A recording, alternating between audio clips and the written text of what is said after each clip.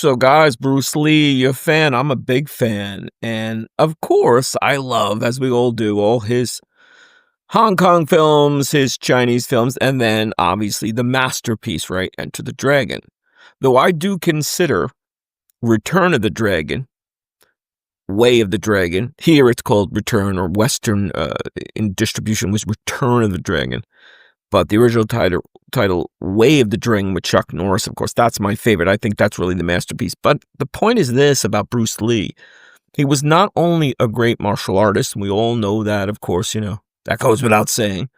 And we know he's a good actor, but he was also really a great actor. And I don't know if you guys know it. I have to remind myself, too. I thought he made about maybe 10, a dozen films before he came over to the States, studied in Seattle, then, of course, got some bit roles.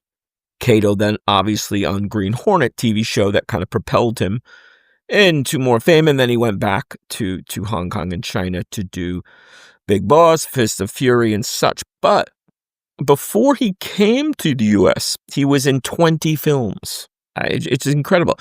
Mostly as a child actor, almost like a Macaulay Culkin of China.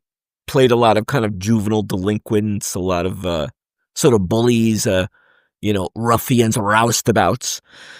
The last film before he came over to the States is called The Orphan, 1959, I think, released here in 1960. And it's a real hard one to find. I looked all over for streaming. You can get about 15 minutes or so on YouTube, maybe 15, 20 minutes, varying quality. It's from what I saw, though, it's a great film. I mean, Bruce Lee was a really good actor, aside from his martial arts, his athleticism, of course, all the kung fu and all. Obviously, this is the main draw.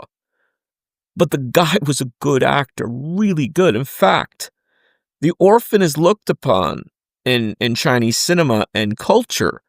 I think they said at one of the main Hong Kong Film Awards, I believe the 24th annual, they had them kind of like the Oscars of Hong Kong cinema. They rated The Orphan as one of the top films of all time for Hong Kong and for the culture. Pretty amazing. And again, from the clips I saw, just stellar acting. Looks like a really interesting plot.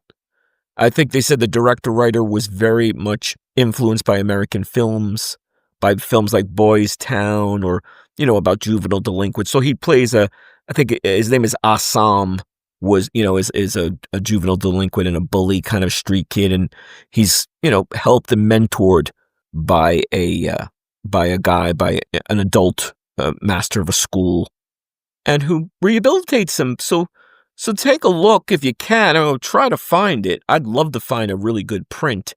And actually, one of the reasons it's also so fondly remembered, for 1959, it was shot on Eastman Kodak color film, which even here in the States, it was rare for films to be shot on color. They were still pretty much being shot in black and white in 59.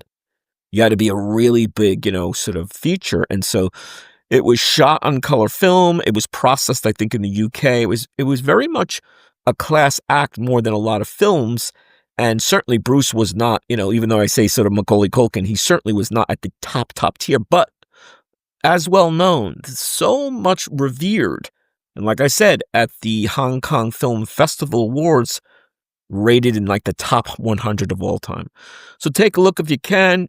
Go and try to find some. I'll try to seed some links of the clips and the footage I've found, and take a look. The Orphan, Bruce Lee, before he was Bruce Lee. Hope you're enjoying. Hope you're subscribing. See you soon.